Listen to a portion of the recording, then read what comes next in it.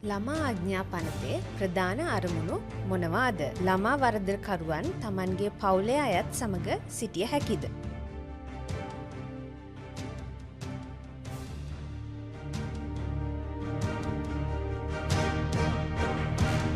ශ්‍රී ලංකාවේ නීති සරලව ඔබට කියා දෙන නෝයෝ නීති පොඩ්කාස්ට් මාලාවේ තවත් පොඩ්කාස්ට් එකක් සමගයි ඔබ මේ එකතු වන්නේ.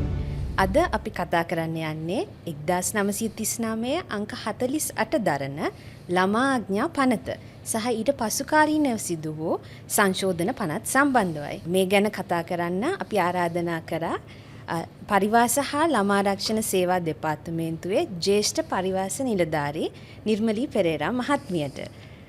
ඇය ළමා ආඥා පනත ඇතුළු නීති ගණනාවක නීති ප්‍රතිසංස්කරණ කමිටුවල සමාජිකාවක් වන අතර අත්දැකීම් බහුල ළමා ආරක්ෂණ ක්ෂේත්‍රයේ සිටින නිලධාරියක්.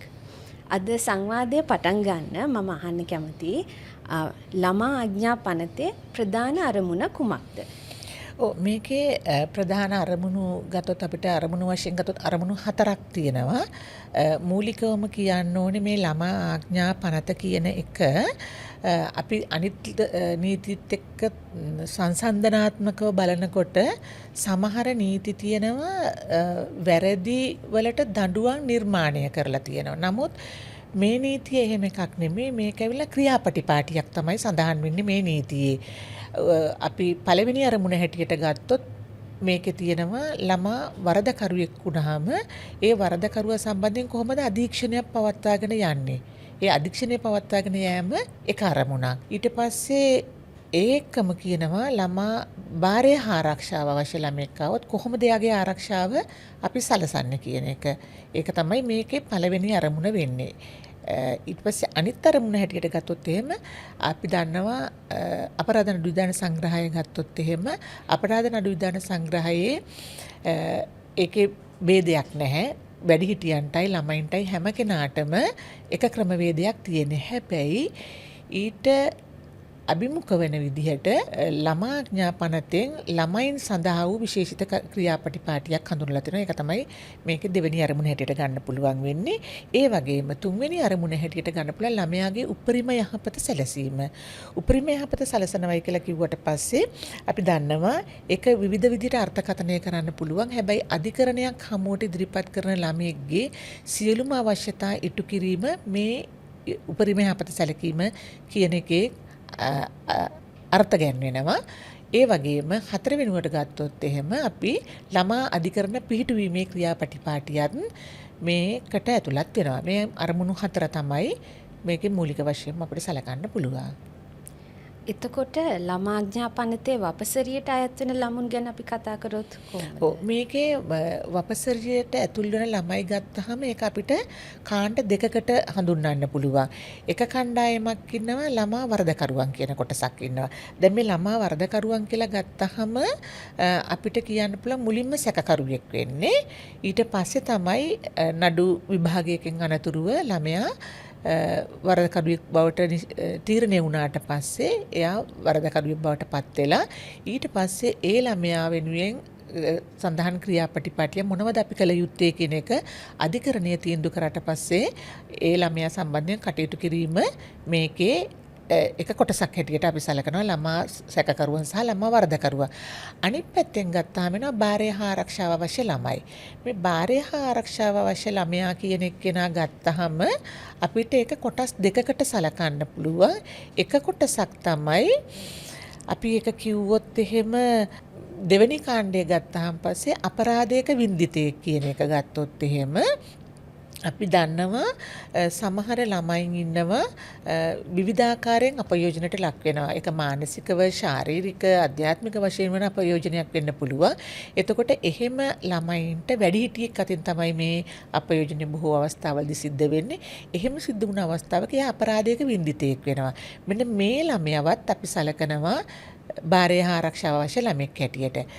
ඒ වගේම මම කිව්වා මේක කොටස් දෙකකට බෙදෙනවයි කියලා ඉවරලා බාරය ආරක්ෂාව අවශ්‍ය ළමයා දෙවෙනි කණ්ඩායමට හැටියට දෙමව්පියෝ බාරකාරයෝ ඉන්නවා. හැබැයි දෙමව්පියෝ බාරකාරයෝ හිටියට ඒගොල්ලෝ කොයිතරම් දුරට සුදුසුයිද ළමයා හදා වඩා ගන්න. තව කොටසක් නම් දෙමව්පියෝ බාරකරුවෝ නැති අය ඉන්නවා. එතකොට නොසලකා හැරීමට ලක් වෙච්ච ළමයි ඉන්නවා. මේක ඉතාමත්ම පැහැදිලිව ලොකු නිර්වචනයක් තියෙනවා මේ පනතේ 34 වෙනි වගන්තියේ යටතේ. මම හිතන්නේ ඒකේ යටතේ 34 වගන්තියේ නිර්වචනයෙන් බාරය හා ආරක්ෂාව අවශ්‍ය ළමයා කියන එක්කෙනා පුළුල් වපසරියක් ඇතුළත ආවරණය වෙනවා.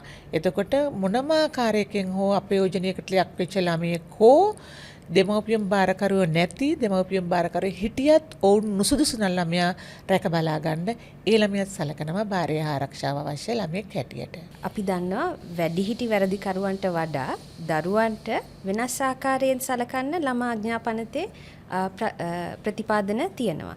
මේ ආරක්ෂිත පියවර ගැන අපි කතා කරොත් ළමයෙක් කියලා ගත්තහම ඇත්තටම එක හරි වැඩිහිටියෙකුට වඩා ළමයෙකුට යම් යම් පහසුකම් සැලසෙනවා නීතිය ඉදිරියේ කටයුතු කරනකොට විශේෂයෙන්ම ඕනම ළමෙක්ව අපි හිතුවත් යම් කිසි වරදක් කරා කියලා සැකකරුවෙක් හැටියට පොලිස් දෙපාර්තමේන්තුවේ පොලිස්තිය විසින් අත්අඩංගුවට පත් කරගත්තට පස්සේ ඕනෑම වරදක් සම්බන්ධයෙන් පොලිස් බේල් දෙන්න පුළුවන් කමක් තියෙනවා ළමයෙක් වුණාන් පස්සේ. ඒක එක හොඳක් වෙන්නේ මොකද යාව පොලිසිය රඳවා ගැනීම හෝ පරිවස දෙපාර්තමේන්තුව යටතේ තියෙන රැඳවුම් නිවාසයකට ඇතුළත් කිරීම වෙනුවට නැවත දෙමව්පියන්ට බේල් මගින් බාර දීලා අධිකරණයට ඉදිරිපත් කිරීමේ හැකියාවක් තියෙනවා. ඒක ළමයි සම්බන්ධයෙන් විශේෂ අවස්ථාවක්. ඒ වගේම ළමයි සම්බන්ධයෙන් කිසිම අනන්‍යතාවය තහවුරු වෙන විදිහට කිසිම තොරතුරක් අනාවරණය නොකළ යුතුයි කියලා ඉවර වෙලා මේ පනතේ විශේෂ වගන්තියක් තියෙනවා. අපි දකිනවා හුඟක් වෙලාවට වර්තමානයේ ළමයින්ගේ සිද්ධීන් ගත්තාන් පස්සේ ළමයාගේ අනන්‍යතාවය තහවුරු වෙන විදිහට යාක ඔක්කොම විස්තරාත්මකව ඇතැම් මාධ්‍ය වලින් පළ වෙනවා. ඒක සම්පූර්ණයෙන්ම නීති විරෝධී. මේ පනතෙන් කියලා තියෙනවා ළමයාගේ ඡායාරූපයක්වත් ළමයාගේ වෙනත් තොරතුරක්වත් අනාවරණය නොකළ යුතුයි කියලා ඉවර වෙලා තියෙනවා. ඒකත් ළමයාට තියෙන එක්තරා වාසියක් මේ පනත යටින් සලසලා තියෙනකොට. ඒ වගේම තුන්වෙනුව අපි බලනකොට තියෙන ළමයි සම්බන්ධයෙන් විශේෂ තත්වයක් තමයි අධිකරණයක ළමයාගේ නඩුව විභාග වෙන අවස්ථාවකදී බාහිර පාර්ශවයන් අධිකරණය තුල නොසිටිය යුතුයි කියලා මේක ළමයින් සම්බන්ධයෙන් වෙන විශේෂ තත්වයක්. ඒ වගේම ළමයාව පොලිස් ස්ථානයකට රැගෙන ආවට පස්සේ ළමයා සහ වැඩිහිටි වරදකරුවන් වෙන් කරලා තබන්න ඕනේ කියලා කියනවා. ඒ කියන්නේ ළමයාට ඒ අයත් සමග සම්බන්ධතාවයක් තබා ගන්න අවස්ථාවක් නොදිය යුතුයි. ඒකේ තුල යම් යම් ආකාරයේ ළමයාට පීඩාවන් වෙන්න ඉඩ තියෙනවා. ඒ වගේම කිසිදු ළමයෙක්ව බන්ධනාගාරයට යොමු නොකළ යුතුයි කියලා කිසිම වරදක් සම්බන්ධයෙන් මේ පනතේ සඳහන් වෙනවා. ඒ වගේම මේකේ සඳහන් වෙනවා ළමයාව අධිකරණයට රැගෙන ආවට පස්සේ ළමයෙක්ගේ මානසික මට්ටම මොකද්ද? එයාට තේරෙන එයාගේ තේරුම් ගැනීමේ හැකියාව මොන මට්ටමකද තියෙන්නේ කියලා ඒ ළමයාට දැනෙන ආකාරයට වටහා ගැනීමට හැකි වෙන විදියට සරල භාෂාවකින් එයාට තේරුම් කරලා දෙන්න ඕනේ ඇයි එයා එතනට ඇවිල්ලා තියෙන්නේ. ඒක වරදක් කිරීමක් සම්බන්ධයෙන් වෙන්න පුළුවන්, අපයෝජන සිද්ධියක් සම්බන්ධයෙන් වෙන්න පුළුවන්. එයාට සරල භාෂාවකින් එයාට දැනුවත් කරන්න ඕනේ එයා ඇවිල්ලා ඉන්නේ මොන හේතුවක් නිසාද කියන එක. ඒ වගේම මේ පනත පුරාවම ගත්තොත් එහෙම තියෙන එක්තරා කාරණාවක් තමයි අපි දඬුවම් කිරීම වෙනුවට පුනරුත්ථාපනය කියන එක තමයි හැමතිස්සෙම මේ පනතෙන් කතා කරන්නේ. ඒක විශේෂ අවස්ථාවක් වෙනවා මේ පනතත් එක්ක බලනකොට. මොකද බොහෝ දුරට අපි වරදක් කරාට පස්සේ ඒකට දඬුවම තමයි හුඟක් වෙලාවට සමාජයත් පුරුදු වෙලා තියෙනවා. යම් වරදක් කරාම පස්සේ දඬුවම මගින් මේක නිවැරදි කරන්න පුළුවන් කියලා ඉවර වෙලා. හැබැයි අපි ඊට වඩා වෙනස් විදිහට හිතනවා ළමෙක් සම්බන්ධයෙන් එනකොට දඬුවමකට වඩා එයාව පුනරුත්ථාපනය තුලින් ඒක ආයතනගත පුනරුත්ථාපනයක් වෙන්නත් පුළුවන්, ප්‍රජාපාදක පුනරුත්ථාපනයක් වෙන්නත් පුළුවන්. ඒ පුනරුත්ථාපනය තමයි මෙතනදී වැදගත් වෙන්නේ. එතකොට මේ පනත පුරාම ඒක තාමත් පැහැදිලිව සඳහන් වෙනවා ළමෙක් වෙන අවස්ථාවකදී කොහොමද අපි කටයුතු කරන්න ඕනේ කියන එක.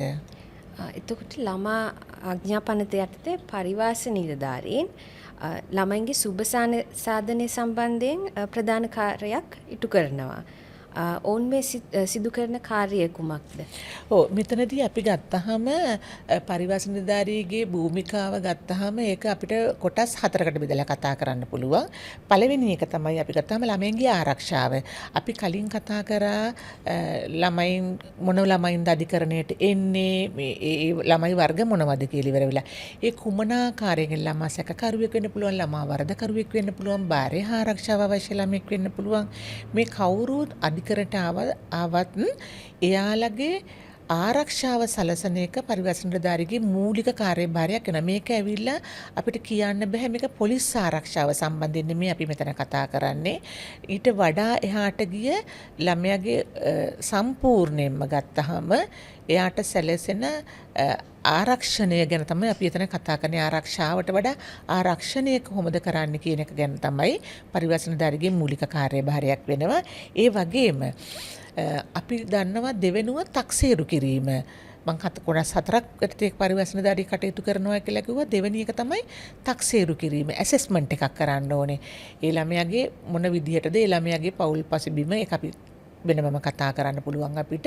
එතකොට එයාව තක්සේරු කිරීමක් කරලා අධිකරණයට යම් නිර්දේශයක් කරන්න නම් පරිවාස නිලධාරී මේ තක්සේරුවක් කරන්නේ කොහොමද කියන එක අපි කියන එකට සිද්ධි කළමනාකරන ක්‍රියාවලියක් තියෙනවා. ඒක හරහා සිද්ධ කරනවා. ඊළඟට අධීක්ෂණය පවත්වාගෙන යෑම. අධිකරණයෙන් දෙන යම් තීන්දුවක් තියෙනවා නම් ඒ තීන්දුවට අනුකූලව පරිවාස නිලධාරියට පුළුවන් පරිවාස නිලධාරී බැඳිලා ඉන්නවා ළමයින් සම්බන්ධයෙන් අධීක්ෂණ ක්‍රියාවලියක් පවත්වාගෙන යන්න. ඒක ළමා වර්ධකරුවන් සම්බන්ධිනුත් වෙනවා. ඒ වගේම බාහිර ආරක්ෂා අවශ්‍ය ළමයි සම්බන්ධිනුත් මේ අධීක්ෂණය පවත්වාගෙන යාම සිද්ධ වෙනවා.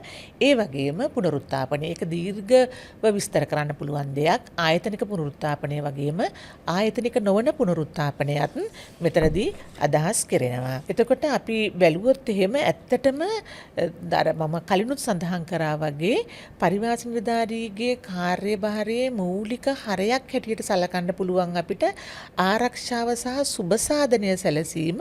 ඒ හැරෙන්න දඬුවමක් ක්‍රියාත්මක කිරීමේ තත්ත්වයක් එතන වෙන්නේ නැහැ.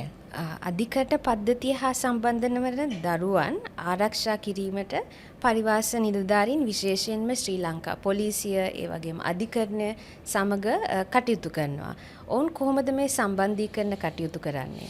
ඇත්තටම මේ පරිවාස නිලධාරීගේ කාර්යභාරය ගත්තාම අපිට ඒක අංශ කීපයක් ඔස්සේ සාකච්ඡා කරන්න පුළුවන්. මුලින්ම සිද්ධියක් අනාවරණය වීම.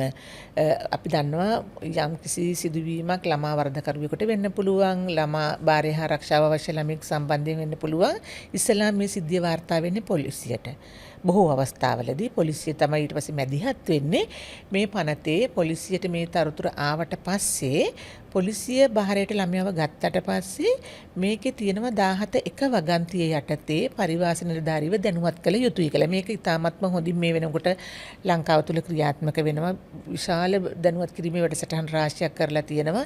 ඒක නිසා යම් ප්‍රායෝගික ගැටලු තියෙන තැන් තියෙන්න පුළුවන්. නමුත් මම හිතනවා ඉතාමත්ම හොඳ මට්ටමකින් අද පරිවාස දෙපාර්තමේන්තුව පොලිස් දෙපාර්තමේන්තුවත් එක්ක සහයෝගයෙන් මේ කටයුත්ත කරනවා. එතකොට පරිවාස නිලධාරීට දැනුම් දෙනවා අපි මෙහෙම ළමෙක්ව අපේ බාරයට අරගෙන තියෙනවා කියලා. එතකොට පරිවාස නිලධාරීට සිද්ධ වෙනවා මේ ළමයව මුණ ගැහිලා කතා කරන්න. එතකොට පරිවාස නිලධාරී සහ පොලිස් දෙපාර්තමේන්තුව අතර හොඳ යහපත් සම්බන්ධීකරණයක් එතනදී තියෙන්න ඕනේ. මේක අපි විවිධ ක්‍රම ඔස්සේ මේ සම්බන්ධීකරණය ඇති කරන්න පියවර කටයුතු ඉන්න අතරෙම ඒක නීතියනොත් ඒ බැඳියාව ඇති කරලා තියෙනවා. ඊට අමතරව පරිවාස නිලධාරියට තියෙන තව කාර්යයක් තමයි පරිවාස නිලධාරියට දැනුම් දුන්නට පස්සේ මේ ළමයා සම්බන්ධයෙන් අධීක්ෂණයක් කොහොමද පවත්වාගෙන යනවා කියන එක කරලා ඒ කියන්නේ යාට විමර්ශන කටයුතු පටන් අරගෙන අධිකරණයට ළමයා සම්බන්ධයෙන් වාර්තාවක් ඉදිරිපත් කිරීම. මේ වාර්තාව ඉදිරිපත් කිරීමේදී ඇත්තටම සියලුම විමර්ශන කටයුතු කරලා ඉවර වෙලා වාර්තාව අධිකරණයට ඉදිරිපත් කරනකොට අධිකරණයට සහාය වීමේ නිලධාරියෙක් හැටියට තමයි පරිවාස නිලධාරියා මෙතනදී පෙනී හිටින්නේ. එතකොට අධිකරණත් එක්ක ඊ타මත්ම සමීප සම්බන්ධතාවයක් පරිවාස නිලධාරී පවත්වාගෙන යනවා. ඊට අමතරව නීතියේ සඳහන් නොවුනත් අපි මේ වෙනකොට සෞඛ්‍ය අමාත්‍යාංශයෙන් නිකුත් කරලා තියෙනවා චක්‍රලේඛයක් හැටියට ඒක අපි කියන මාර්ගෝපදේශයක් කියලා. ඒකට කැබිනට් අනුමැතිය ලැබුණු එකක්. කොහොමද අපි ළමෙක් ආවට පස්සේ මේ නීති වින්දිතෙක් හැටියට මේ නීතිමය පද්ධතියට ඇතුල් වුණාට පස්සේ ඒ ළමයා සම්බන්ධයෙන් රෝහල් ආශ්‍රිත සිද්ධි කළමනාකරණය පවත්වාගෙන යන්නේ කොහොමද කියන එක. එතකොට අපිට ගන්න පුළුවන් නීතිය හා සාපේක්ෂවම අනිකුත් ක්‍රමවේදයන් ඔස්සේත් රෝහල් ආශ්‍රිත සිද්ධි කළමනාකරණයට පැවැත්වූ අවස්ථාවකදී එතනටත් පොලිසිය පරිවැස දෙපාර්තමේන්තුව සෞඛ්‍ය ශාස්ත්‍රයේ ඉන්න හෙල්ත් ප්‍රොෆෙෂනල්ස්ලා මේ හැම කෙනාම මෙතෙන්දී සම්බන්ධ වෙලා තමයි ළමයා සම්බන්ධයෙන් තීරණ ගන්නෙ. එතනදී අධිකරණ වෛද්‍යවරයා අධිකරණ වෛද්‍ය නිලධාරී සම්බන්ධ වෙනවා. මේ වගේ පුළුල් පරාසයක් ඇතුළත විවිධ රාජ්‍ය ආයතනත් එක්ක මෙම නිලධාරීන් කටයුතු කරනවා. 2022 අංක 39 දරන ළමයින් හා තරුණ තැනැත්තන් සංශෝධන පනතක් එනවා. මෙම පනතෙන් එතකොට ළමා ආඥා පනතට ප්‍රතිසංස්කරණ කිහිපයක්ම සිද්ධ වෙනවා. එතකොට මින් සිදුවෙච්ච වැදගත් ප්‍රතිසංස්කරණ මොනවාද? මේක ඇත්තටම 1939 නීතියක් දශක 8කට වඩා පරණ නීතියක්. එතකොට මේ පනත යටතේ ළමයා කියන එක්කෙනා අර්ථ ගන්නවලා තිබුණේ අවුරුදු 14කට වඩා අඩු කෙනෙක්ව. එතකොට ඊට අමතරව මේ පනත මුල් කාලෙදී හැඳින්වුවේ කියන්නේ 2022ට ප්‍රථමයෙන් මේ පනත හැඳින්වුවේ ළමයින් හා යෞවනයන් පිළිබඳ ආඥා පනත. අපේ ගොඩාක් ශාස්ත්‍රීයන් අයට මේක හුරු වෙලා තියෙන children and young person ordinance අපි එහෙම නැත්තම් කරන CYPO ordinance එක කියලා ඉවර වෙලා ඒ විදිහට තමයි ගියේ. හැබැයි 2022 අංක 39 කියන පනතෙන් සංශෝධනයක් ගේනවා මේ ළමයා කියන එක අන්තර්ජාතිකව අපි පිළිගත්තු ළමා අයිතිවාසිකම් ප්‍රඥාප්තියේ ළමයා කියන්නේ අවුරුදු 18 ඒකට සමගාමී වෙන විදියට ළමයා කියන එක්කෙනා අවුරුදු 18 දක්වා වැඩි කළ යුතුයි කියලා. 14යි 16යි අතර යෞවනයා කියන එකට ළමයා හා යෞවනයන් ආඥාපනතාවේ ඒ විදිහට තමයි යෞවනයා කියලා. දැන් ළමයා සහ යෞවනයා කියන දෙයක් කිසිම විදියකට වෙන් කිරීමක් සිද්ධ වෙන්නේ නැහැ. 18ට අඩු කෙනා ළමෙක් හැටියට අර්ථ ගන්නවලා තියෙනවා මේ පනතේ. ඒක එක විශේෂ තත්ත්වයක් තමයි ආවේ. අනිත් පැත්තෙන් මේකෙදි තිබුණ දෙයක් තමයි ඔය 16යි 18යි අතර ළමයින්ව විශේෂම වැරදි වලට යොමු වූ ළමයින් අපි කියනවා නීති ඉදිරියේ වරදකරුවන් වූ ළමුන්ව බන්ධනාගාර දෙපාර්තමේන්තුවට යොමු කිරීමක් තමයි කලින් සිද්ධ වුණේ. නමුත් මේ නීතියත් එක්ක විශේෂ සංශෝධනයක් ඇවිල්ලා තියෙනවා. මේ ළමයින්ව පරිවාස දෙපාර්තමේන්තුවට මේ සියලුම ළමුන්ව යොමු කළ යුතුයි කියලා. ඒ නිසා බන්ධනාගාරයට ළමයින් යැවීමක් සිද්ධ වෙන්නේ නැහැ මේ නව පනතත් එක්ක. ඉතින් මෙන්න මේ දෙක තමයි විශේෂයෙන්ම මේ පනත යටතේ අපිට දකින්න පුළුවන්කම ලැබෙන්නේ 16 සහ 18 අතර සංශෝධනය ඇති කරලාගෙන. ඒ වගේම තව දකින්න පුළුවන් දෙයක් තමයි අපි ළමයින්ට දඬුවම් පැමිණීමේදී විශේෂයෙන්ම ශාරීරික දඬුවම් නොපැමිණිය යුතුයි කියලා ඉවර වෙලා මේකේ 71 6 ගන්තිය යටතේ මුල් නීතියේදී ඒක සඳහන් වෙනවා. නමුත් අපි දන්නවා ඒකට වෙනම සංශෝධන ඇවිල්ලා තියෙනවා. කිසිම ළමයෙකුට කිසිම පුද්ගලයෙකුට අධිකරණයේ ඉදිරියේ වරදකරියෙක් වුණාට පස්සේ ඒට දඬුවම් කිරීම කියන්නේ ශාරීරිකව දඬුවම් කළ නොහැක කියලා ඒකත් මේ පනතෙන් තහවුරු කරලා තියෙනවා. අපි බොහොම දෙනෙක් අහලා තියෙන ජාත්‍යන්තර සම්මුතියක් තමයි එක්සත් ජාතීන්ගේ ළමා අයිතිවාසිකම් පිළිබඳව ප්‍රඥප්තිය. එතකොට ළමා ආඥා පනත මෙම ප්‍රඥප්තියට අනුකූල වන විදිහට සකස් කිරීමට ඉදිරියේදී සැලකිය යුතු ප්‍රතිසංස්කරණ මොනවාද? ඒක ඇත්තටම හුඟක් වැදගත් ප්‍රශ්නයක්. මොකද මේ නීතිය ගත්තාම දශක 8ක් පරණ නීතියක්. 8කට වඩා පරණ නීතියක්. එතකොට අද වෙනකොට ලෝකේ බොහෝ දේශීයවත් අන්තර්ජාතික වශයෙන් අලුත් සම්මුතීන් ඇවිල්ලා තියෙනවා, අලුත් නීති රීති ඇවිල්ලා තියෙනවා. එතකොට ළමා අයිතිවාසිකම් පැත්තෙන් කතා කරනකොට අපි 1991 වර්ෂයේදී ළමා අයිතිවාසිකම් ප්‍රඥප්තියට අත්සන් කරලා තියෙනවා. එතකොට අපි පරණ නීතිය ඉතාමත්ම හොඳ නීතියක්. 39 නීතිය වුණත් ඒක ළමයා අයිතිවාසිකම් බොහොම තහවුරු වෙන විදිහට හදපු නීතියක්. හැබැයි ඊටත් වඩා අපි ඉස්සරහට යා යුතුයි ළමයාගේ අයිතිවාසිකම් තහවුරු කරන්න. එතකොට අපි ළමයෙක් මේකේ තියෙන පළවෙනිම කාරණාව තමයි ළමයා සහ පවුල අතර තියෙන සම්බන්ධය. ඒක කොහොමද ඉදිරියට පවත්වාගෙන යන්නේ කියන එක. මේකෙදි ගත්තොත් එහෙම ළමයෙක්ව පොලිස් බහරයට ගත්තට පස්සේ අනිවාර්යයෙන්ම ඒ දෙමව්පියන්ට දැනුවත් කළ යුතුයි කියන එක අපි ඉදිරි නීති සංශෝධනවලදී අවධානය යොමු කළ යුතු විශේෂ තත්ත්වයක් වෙනවා. මොකද සමහර අවස්ථාවලදී දෙමව්පියන්ට දරුවන් වෙනුවෙන් පෙනී සිටීමට ඔවුන් දැනුවත් නැත්තම් දරුවා වෙනුවෙන් පෙනී සිටීමට ඔවුන්ට හැකියාවක් නැති වෙනවා. ඒක නිසා ඒ සම්බන්ධතාවය ඇති කිරීම මේකේ අනිවාර්ය අංගයක් බවට පත් වෙනවා. ඒ වගේම ළමයා සම්බන්ධයෙන් ගත්තාම පස්සේ මූලික අයිතිවාසිකම්, ඒ වගේම මූලික අවශ්‍යතාවයන් කොහොමද ඉටු කර දෙන්නේ? යට මූලික අවශ්‍යතා හැටියට ගත්තොත් එයාගේ අධ්‍යාපනය, එයාගේ තියෙන ආහාර අධිකරණයකට ළමෙක් කෙනකොට ඒ ළමයා කාලා බීලා දෙන්න කියනවත් හුඟක් වෙලාවට අපිට දැන් තියෙන තත්ත්වයේ යටතේ විශේෂයෙන් හොයා බැලීමක් කරන්න තියෙන තත්ත්වය හරි අඩුයි. නමුත් අපි ඉස්සරහා නීතියකදී සැලකිල්ලට භාජනය කළ යුතු වෙනවා. ඒ ළමයාගේ මූලික අවශ්‍යතා මොනවද? මෙයා ඉස්කෝලේ යන ළමෙක්ද නැති ළමෙක්ද? ඒක කොහොමද අපි තහවුරු කරගන්නේ? එයාට අවශ්‍යතා මේ වෙලාවේ එයාට භාෂාව පිළිබඳ ප්‍රශ්නයක් තියෙනවද? ඒ වගේ මෙයාගේ තේරුම් ගැනීමේ හැකියාව මොන මට්ටමකද තියෙන්නේ? මෙන්න මේ වගේ කාරණා පිළිබඳව අපි විශේෂයෙන් හිතලා බලලා ඒ පහසුකම් ඒ ළමයට සලකා බැලිය යුතුයි. ඒ වගේම අපි ළමයා සහ වැඩිහිටියන් එකට මුහු නොවෙන්න, විශේෂයෙන්ම පොලිස් ස්ථානයේදී වගේම උසාවි ශාස්ත්‍රය තුල, උසාවි පරිසරය තුලත් වැඩිහිටියන් සහ ළමයා එකට මිශ්‍ර නොකිරීමට වග බලාගත යුතු වෙනවා. මොකද හුඟක් වෙලාවට අපි පහුගිය කාලය තුල දැක්කා පොලිස් ස්ථාන තුලත් ළමයින් ප්‍රවාහනය කරනකොටත් මේ තත්ත්වයේ තිබුණා. අද වෙනකොට ඒකට ඉතාමත්ම හොඳ වශයෙන් ධනාත්මකව අපිට ප්‍රතිචාර හම්බ වෙලා තියෙනවා. අපි ළමයින් ප්‍රවාහනය කරන්න වෙනමම වාහන මේ රජයෙන් අපිට ලබා දීලා තියෙනවා මේ සැරේ අයවැයෙන්. එතකොට අපිට ඒ පහසුකම් මේ වෙනකොට සලසලා දීලා තියෙනවා. ඒක නිසා එතනදිත් ළමයා සහ වැඩිහිටියා කියන දෙන්න ඒකට මුහු නොවෙන්න වග බලා ගැනීමේ හැකියාවක් තියෙනවා. ඒ වගේම අපි ඔබ මගෙන් කලින් ඇහුවා කොහොමද වෙනත් ආයතනත් එක්ක සම්බන්ධීකරණයක් පවත්වාගෙන යන්නේ කියන එක. මේක නීතියේ තියෙන එකක් නෙමෙයි කියලා මම කිව්වා. මේක චක්‍රලේඛයක් මගින් තමයි ක්‍රියාත්මක වෙන්නේ කියලා.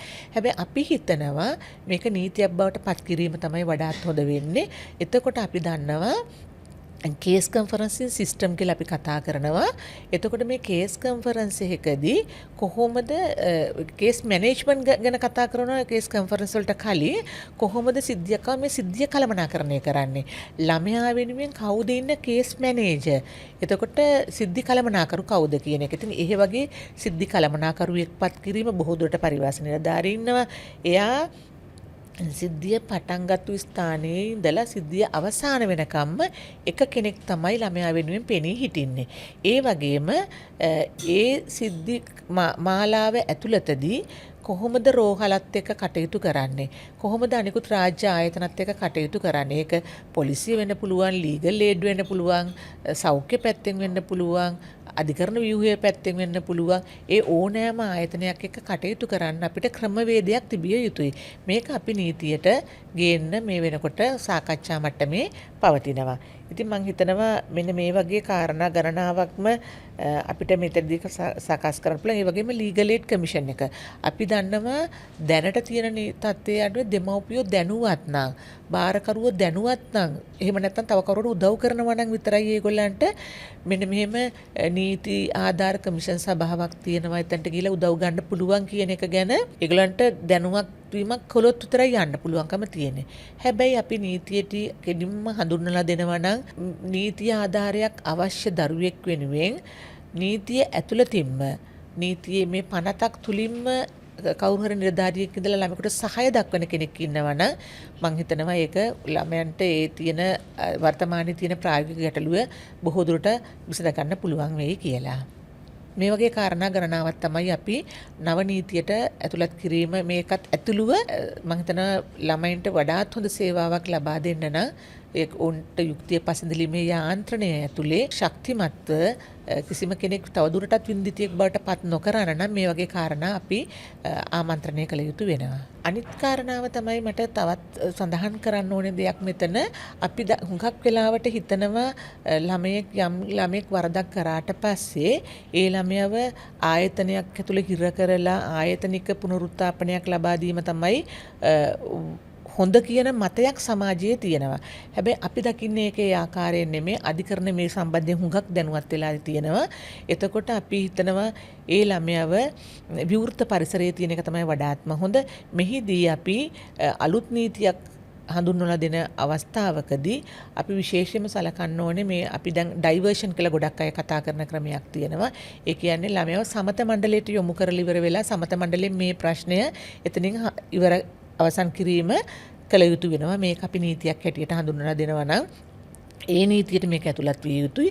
ඊට අමතරව ආයතනගත පුනරුත්ථාපනය වෙනුවට ප්‍රජාපාදක පුනරුත්ථාපනයක් ලෙස පරිවාස සේවය කොහොමද ක්‍රියාත්මක කරන්නේ? ළමයාට වරදකරුට තමන්ගේ ගෙදරම ඉඳලා තමන් දන්න හුරුපුරුදු පරිසරයේම ඉඳලා එයාට පුළුවන් එයාගේ ජීවිතේ ඉස්සරහට ගෙනියන්න. මොකද එතනින් කිසිම ලේබල් කිරිල්ලක් සිද්ධ වෙන්නේ නැහැ.